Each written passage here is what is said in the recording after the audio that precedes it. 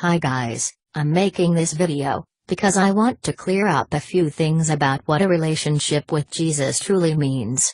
Some people think that just having faith in him is enough and that they will be saved. They also think their deeds doesn't matter.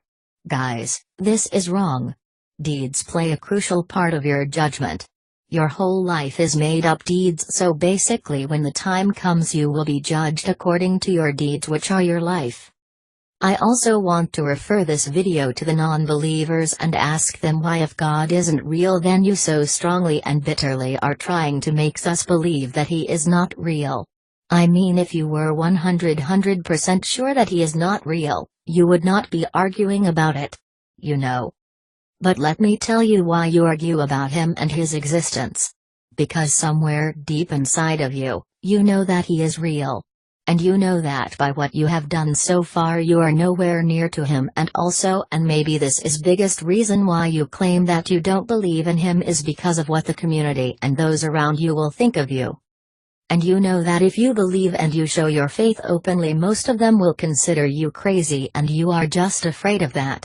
And even further, you are afraid that you will lose your job, your reputation will decline. And just because you are afraid of that, you are saying everywhere that he is not real, when in fact even you are not 100% sure that he is not real. And what is the case with most people is that by saying he is not real they hope they will get some reward from the devil. You just decided to go with the flock because you are weak to stand by yourself and you faith. I just can't understand why people don't believe in Jesus. They are not going to lose anything, even the opposite, you will gain something. Why do you choose blindly to believe in what those in authority claim when in fact you don't have any proof for yourself about it? Why don't you blindly believe in Jesus? Let me tell you why I choose to believe in Jesus and Christianity, aside from my relationship with him. I chose that because no one in any other religion has done so much for the believers as Jesus has done. He gave his life for us. And still we choose to neglect him. If I have to speak from my personal experiences, trust me, one day you will find yourself in a place made of components you have never sensed on this world, and you will hear the following questions: what have you done for me? What have you done for others? Why should I let you in? Why you didn't believe when there were so many things and people telling you about this place? And even then you will say to yourself, this is just the following stupid dream, I will wake up soon from it, but you won't wake up from it. Your senses will be sharpened by 1000% because the way we experience life in the material realm is like demo version of the spiritual realm. And what gets me every time is that how superficial people are. They think that literally Jesus will return in the clouds on horses and with swords. Also, some people still think that God is some old, dirty old man in the sky. Wow. Also, some people refuse to believe in Jesus because they think that the only reward that they will get is to stay on some green meadow with a robe on. They really think that this will be their only reward. Do you really think that the pleasures and all the things that use for fun here on earth can surpass those in heaven? Do you really think that Jesus has no further plan for you but just to stay in a white robe? Let me ask you something. Do you remember when you were little and your parents bought you a computer or some phone as a reward for the good grades that you got or for being good and loyal to them? Now, do you think that God can't provide better and far more superior rewards to you, if you stay loyal and faithful to him?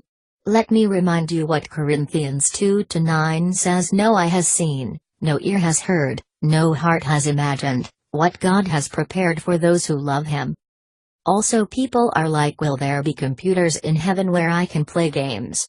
Where I can compete with other people and be better than them, so that they can envy my achievements?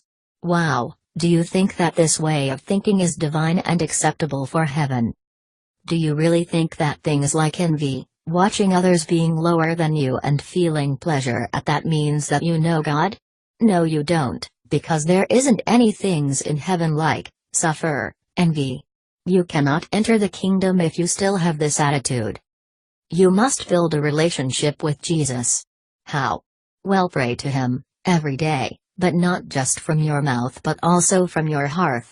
Ask yourself, what would Jesus do if he was in my situation now? Trust me guys, your reward will be worth, but do not embrace the happy Christianity where it is all happy talk. There was nothing happy about how Jesus suffered so we can be saved. Why, your life will be happy and at the same time you will know Jesus. Are you better than him? Of course you are not, we all are sinners. Jesus was the only who had led a sinless life. So guys, pick your cross and follow him. I pray for those who think they will stand a chance with God when he returns. They are preparing some advanced weapons, they think that they can fight him. But the little that they know is that God and his angels will seem to us like the most advanced alien civilization ever visited Earth. You won't hide from God and his judgment. It is like a game and he is game master. No matter how deep you hide in Earth, he will just find you with his thought and you will instantly teleport to him. If you ever have played a game where there are game masters, you know that they are capable of, right? They can delete your character, stun it, mute it and so on. So is God to this earth. And many are like, well, if God's so loving and he cares about us, why are there so bad things occurring around us? Why he doesn't care? Because he gave us a free will. Everything is happening around us is a result of what we did with it. And we abused it and now we are paying consequences of it. When think, why is God so silent to me? Well, maybe it because you have never honestly wanted him in, or because the teacher is always silent during a test. Maybe you are going through some test now. You know what James 1:12 says, blessed is the one who perseveres under trial, because, having stood the test, that person will receive the crown of life that the Lord has promised for those who love him. And guys, do not confuse your relationship with Jesus with religion. Be case you can go to church your entire life, every single day of it, pronouncing some empty words, but those words are nothing without genuinely wanted from your relationship with Jesus. My point is that if you do not jolly seek Jesus and ask him to come in you and guide you, do not know him. Also, the one that strives the material lacks the spiritual. So think about this too. To acquire the crown of life is not so easy as you think. You must show compassion towards others, as it is written in John 15:13, there is no greater love than to lay down one's life for one's friends. What you can do to reinforce your relationship with Jesus is to start doing good deeds. For example, go outside, feed homeless animals, give money to homeless people. Look, let's say you have only $10 a day. Would it really matter if you buy some homeless animal for 30 cents? It won't make a big difference in your life, right? But now imagine how happy Jesus is going to be with this and how much this will matter in the book of life. Stack your deeds, every day do something good. And no matter, you must always seek Jesus, tell him that you love him, ask him for guidance, occupy yourself with him. Okay guys, this for now, bye and God bless.